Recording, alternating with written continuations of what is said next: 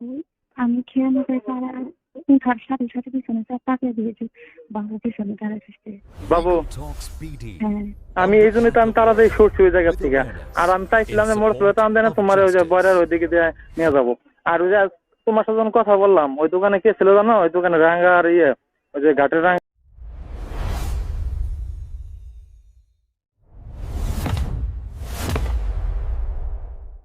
একটি phone call, যেটা শুরু হয়েছিল শুধুই একটি সাধারণ পরিচয় দিয়ে। প্রবাসে থাকা স্বামীর অনুপস্থিতিতে একদিন ফেসবুকে আসে একই এলাকার এক যুবকের ফ্রেন্ড রিকোয়েস্ট। গ্রামের পরিচয়, পরিচিত মানুষের গল্প, এলাকার খবর, এসব নিয়ে শুরু হয় কথাবার্তা। প্রথমে ছিল শুধুই মেসেজ, তারপর নিয়মিত ফোন কল, এরপর গভীর রাতের গোপন আলাপ। দিন যত গড়াতে থাকে ততই বাড়তে থাকে আবেগের ঘনিষ্ঠতা। স্বামীর অজান্তে চলতে থাকে লুকিয়ে কথা বলা, ভিডিও কল, একে অপরকে সময় দেওয়া। এক সময় অনলাইনের পরিচয় আর মোবাইলের স্ক্রিনে সীমাবদ্ধ থাকে না, দুজন গোপনে দেখা করার সিদ্ধান্ত নেয়। সেই গোপন দেখা সাক্ষাৎ ধীরে ধীরে এমন এক সম্পর্কে রূপ নেয় যা ভেঙে দিতে শুরু করে বিশ্বাস, দায়িত্ব আর পারিবারিক বন্ধনের ভিত্তি। প্রবাসে থাকা স্বামী তখনও স্বপ্ন দেখছেন পরিবারের সুন্দর ভবিষ্যতের, অথচ তার অজান্তেই নীরবে বদলে যাচ্ছে অনেক কিছু। একটি ভুল সিদ্ধান্ত, কয়েকটি গোপন ফোন কল আর লুকিয়ে সম্পর্ক শেষ পর্যন্ত কি পরিণতি ডেকে আনতে পারে। এই ভিডিওতে আমরা দেখব কিভাবে একটি সাধারণ অনলাইন পরিচয় ধীরে ধীরে গোপন সম্পর্কে পরিণত হতে পারে, সেই সম্পর্কের সামাজিক ও পারিবারিক প্রভাব কি হতে পারে। স্বাগতম লিগ্যাল টক্স ভিডিওতে, যেখানে আমরা জানবো সহজ ভাষায় আইন। আপনারা দেখছেন সচেতনতামূলক বিশেষ ভিডিও সিরিজ ছায়ার আড়ালে সচেতনতার সীমারেখা। চলুন শুনে আসি আজকের ঘটনাটি।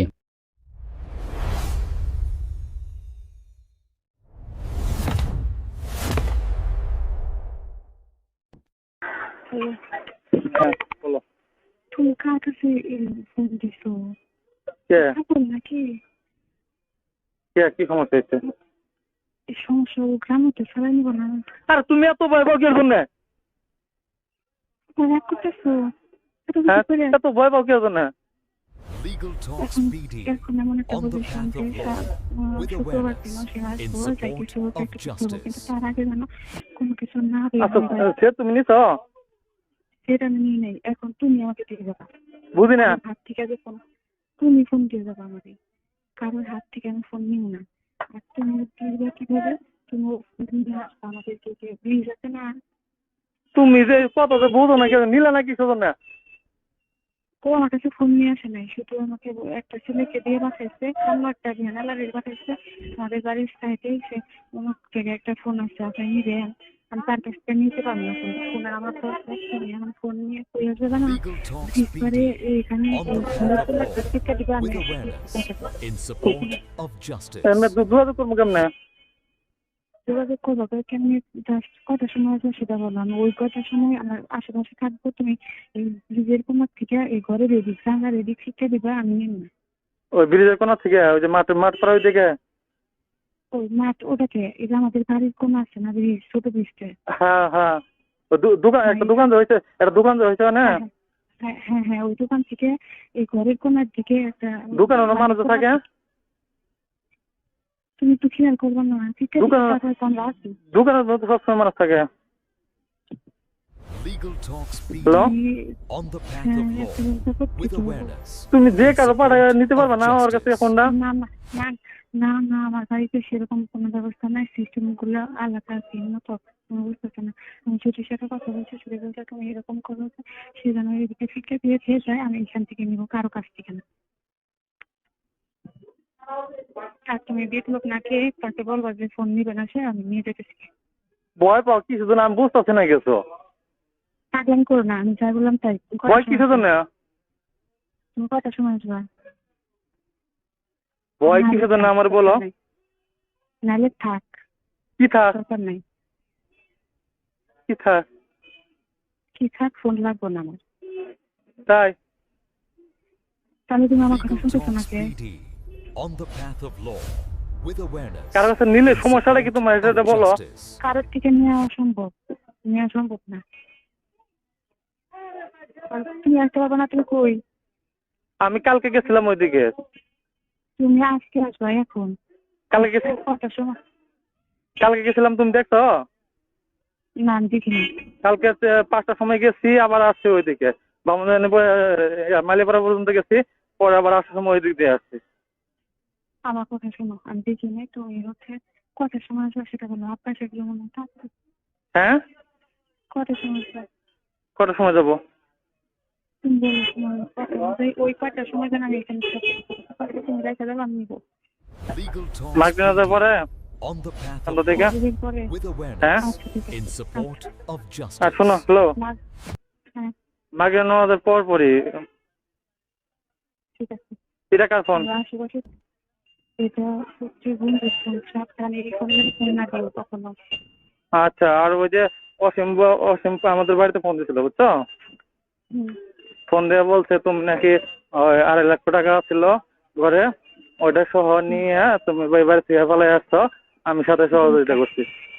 মিথ্যা বলে বলুক, কিচ্ছু হবো না, এগুলো সব মিথ্যে বানোয়াটি। তো এগুলো বলছে। তো তুমি ও সমস্ত কাগজ ঝেড়ে নিয়ে পেলে এগুলা মিথ্যে কথা, এগুলো তোমাদের ভয়তে হানাচানা করছে। তুমি কোনো রকম কোনো কিছু বের করে দিও না, কোনো প্রমাণ। আচ্ছা, আর ও যখন আসছে, তুমি যখন আসছো ওই ওর কাছে ছিল With awareness in support Really? of justice. বাবু? হ্যাঁ, ওই কাছে ছিল। কোনো বাধা টাধা কোনো কিছু দেয় নাই? না হ্যাঁ, না, পারা যায়নি। আর তোমার আমি যে বললাম যে তুমি উঠো, ওখান থেকে আগে বের হয়ে এদিক দিয়ে নিয়ে আসি তুমি। হ্যাঁ, আমি খেয়ে নিতে তারা তার সাথে সাথে পিছনে তাকে দিয়েছি, বাংলা পিছনে তারা এসেছে। বাবু, হ্যাঁ, আমি এই জন্যই তো আমি তাড়াতাড়ি সরছি ওই জায়গা থেকে। আর আমি চাইছিলাম যে মোড় টান দেয় না, তোমার ওই যে বয়রার ওই দিকে দিয়ে নিয়ে যাবো। আর ওই যে তোমার সাথে যখন কথা বললাম, ওই দোকানে কে ছিল জানো? ওই দোকানে রাঙ্গা আর ওই যে ঘাটের রাঙ্গা আর ওই যে মেহেদি, ওই দোকানে থেকে দেখছে হয়তো, বুঝছো? আবার ওই যে আর তোমার চাচা ছিল গেন্দা আছে না, Legal Talks PD সেও ছিল, সে ওই দিক দিয়ে আসতেছে। with ঠিক awareness আছে, আর in support শোনো, of justice. হ্যালো, হ্যাঁ, তাহলে মাগরিব নামাজের পর হুম, অন্ধকার হইলে নাকি আমি জানি না ওইটাই। মাগরিব নামাজের পর হুম, তা তুমি কারো কাছে নিতে পারবে না? না নিলে কিন্তু ভালো হয়, না। কারণ সুলতান আছে, কালকে দেখছে আমি ওই দিকে গেছিলাম। এই ভিডিওতে আমরা যে ঘটনাটি শুনলাম সেটি শুধু একটি অনলাইন পরিচয়ের গল্প নয়, এটি বিশ্বাস, দায়িত্ব এবং একটি পরিবারের নীরব ভাঙনের গল্প। একটি সাধারণ ফ্রেন্ড রিকোয়েস্ট, কয়েকটি নিরীহ কথোপকথন, তারপর নিয়মিত ফোন কল, ধীরে ধীরে সম্পর্কটি এমন জায়গায় পৌঁছে যায় যেখানে গোপনীয়তা সত্যকে আড়াল করতে শুরু করে। আর যখন একটি সম্পর্ক লুকিয়ে রাখতে হয় তখন তার প্রভাব শুধু দুজন মানুষের মধ্যেই সীমাবদ্ধ থাকে না, পুরো পরিবার তার পরিণতি বহন করে। প্রবাসে থাকা স্বামী নিজের পরিবার ও ভবিষ্যতের জন্য দূরে কঠোর পরিশ্রম করেন। সেই বিশ্বাসের ভিত্তি যদি গোপন যোগাযোগ, লুকিয়ে দেখা সাক্ষাৎ কিংবা দাম্পত্য অঙ্গীকারের বাহিরে কোনো সম্পর্কে জড়িয়ে পড়ার কারণে দুর্বল হয়ে যায়, তাহলে তার মানসিক, পারিবারিক এবং সামাজিক প্রভাব অনেক গভীর হতে পারে। সবচেয়ে বড় ক্ষতি হয় পারস্পরিক আস্থা ও সম্মানের। অনলাইন যোগাযোগ আজ আমাদের জীবনের একটি স্বাভাবিক অংশ, কিন্তু সেই যোগাযোগেরও সীমা, দায়িত্ব ও নৈতিকতা রয়েছে। ব্যক্তিগত সম্পর্কের ক্ষেত্রে স্বচ্ছতা, পারস্পরিক সম্মান এবং আত্মসংযম অত্যন্ত গুরুত্বপূর্ণ।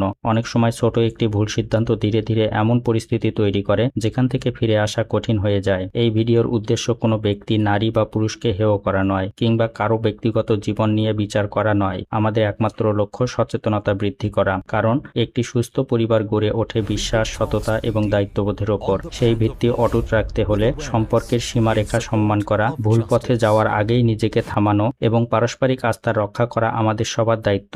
মনে রাখবেন, একটি ভুল সিদ্ধান্তের প্রভাব কখনো কখনো বহু মানুষের জীবনে দীর্ঘস্থায়ী হয়ে থাকে। তাই সচেতন থাকুন, সম্পর্ককে সম্মান করুন এবং এমন সিদ্ধান্ত নিন যা পরিবার, সমাজ ও নিজের মর্যাদা সবকিছুকেই নিরাপদ রাখে।